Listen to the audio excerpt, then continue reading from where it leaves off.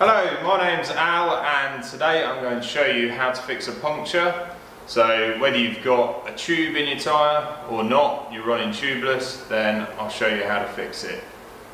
Of course, it's not the hardest job in the world, but hopefully can offer a bit of advice to make repairing a puncture as fast as possible and get you rolling again. You're not going to need very many parts, tools or anything to fix a puncture. You're going to need either a tube or a puncture repair kit to fix the hole. If your tyre is a bit stubborn, you might need some tyre levers to remove it and possibly to refit it onto the wheel. And of course, you're going to need a pump to reinflate the tyre once you've fixed it. Okay, so we've got a flat here. Let's set about fixing it. First of all, unscrew dust cap and lock ring. If you've got a Schrader valve, you won't have a lock ring to unscrew normally. Undo this part of the pressure valve, and this will allow you to release any air that's trapped inside the tube, make it much easier to remove the tyre.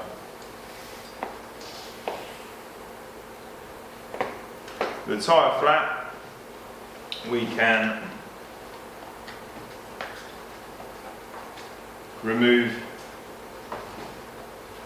from the rim one bead at a time, so that's the first one, and then we can reach inside, grab the tube, pull the valve out and remove it from the tyre.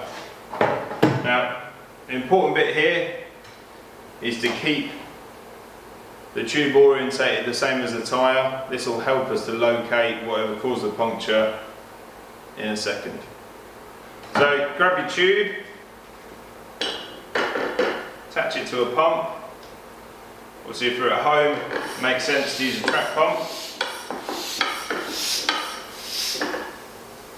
Put a bit of air into it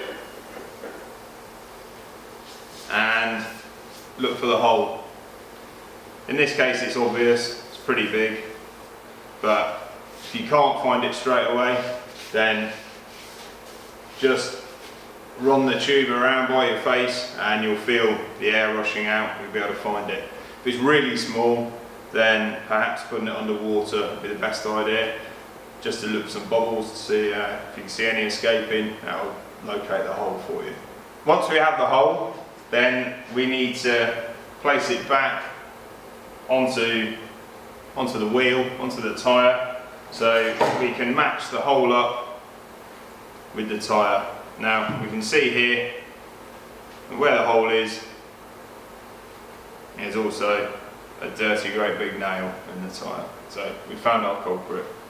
So if you plan on keeping the tube, then you're going to have to mark the hole, so you're going to be able to fix it later on. So get yourself a pen, a crayon, mark it up, so you can either fix it with a patch now or perhaps when you get home, if you're not home already. So now that we've found our culprit, obviously we need to remove it from the tyre. In this case, a pair of pliers, probably the best job to pull the nail out of the tyre. If it's a thorn, sometimes a little screwdriver, it's best just to pick it out, or a bit of glass. Of course, it's really important that you find whatever caused your puncture, but some punctures aren't caused by anything at all other than an impact. They're often called snakebite punctures. We've got an example of one here, which is where the tube has been pinched against the rim. The telltale sign is that you'll get two long cuts in the tube as they've been hit against the rim. So in that instance, you're not really looking for a nail or a thorn or anything like that. So you needn't go searching. If you have put a big cut in your tyre, then you can use something like this, which is a Park Tool emergency tyre boot. That'll stick inside the tyre and help to stop the tube from herniating through the split in the tyre. If you haven't got one of these, then you're just going to have to try and use whatever you've got to hand, maybe an energy gel wrapper or whatever you can find in the bushes. If you choose to repair your tube, there's loads of options out there. There's glueless patches, which just stick straight on. You just need to make sure that the tube is dry, rough it up with a bit of sandpaper, and then stick it straight on. If you're using a traditional kit, then you need to make sure, again, that the tube is dry, roughen it up, apply plenty of glue in an area that's a little bit bigger than the patch that you're going to use, and then allow the glue to become nice and tacky before you try and stick the patch on. Otherwise it won't adhere properly and the patch could fall off. If you get a puncture with a tubeless setup, then there's several ways to fix it. The easiest is obviously to fit some sealant when you fit the tyre. Most holes will be sealed automatically. You won't even know you've got a puncture in the first place. You might need a few strokes of the pump just to inflate the tyre back to its proper pressure, but generally speaking, it's good stuff. If you put a big cut in your tyre, then you've got a few options. You can try and fix the cut in the tyre with super glue. You can do this from the outside, you don't need to take the tyre off, in the hope that it will stick together and basically make a smaller hole so that the sealant will then go on and seal whatever's left of it. Other option is to fit a patch. So you need some special cement or a tubeless patch kit and a patch. Bit of special cement and a patch, stick that on there and that should seal the tyre up and make it all good to go again. Or obviously do as you would if you had a normal tube tyre and chuck a new tube in. Before you fit a new tube to a tube tyre setup, it makes good sense to ensure that there's no other thorns or anything in the tyre, so you can run a rag around the inside and you'll feel it catch on anything rough. You can use your hand, but obviously you run the risk of cutting it, picking up something nasty. To fit your new tube, just whip off the valve cap and the lock ring and back off the valve as far as it will go. Press the valve, give a little push in, and we need to put some air in the tube. So either use a pump or you can blow some air into it. You just need enough to give it a bit of shape. Grab the valve, fit it into the rim, and then we need to fit the tube into the tyre without twisting it at all. So you'll see that we've only removed one bead during the whole process. There's no need to take the tyre off completely. Then we can go about refitting the second bead. It's best to do this by hand if you can.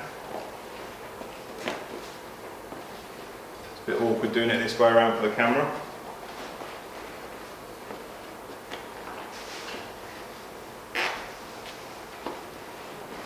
If the bead doesn't pop on by hand, you can use tyre levers, but it's best not to. If you've got a really tight tyre, and to be honest, this one isn't really, then you can make sure that the bead is in the centre of the rim, so in the deepest part, so it's got the most slack possible. And then we can feed any slack towards the bottom, which is where this tyre isn't on the rim yet, and just pop it into place.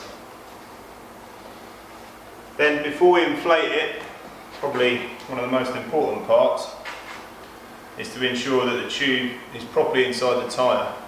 If it's not, if it's under the bead at any point on either side, then when you inflate it, it's going to explode. So grab the valve, push that up inside, and look all the way around on both sides to make sure the tube isn't visible and then it's not going to explode when you pump it up. So now we're ready to inflate the tyre.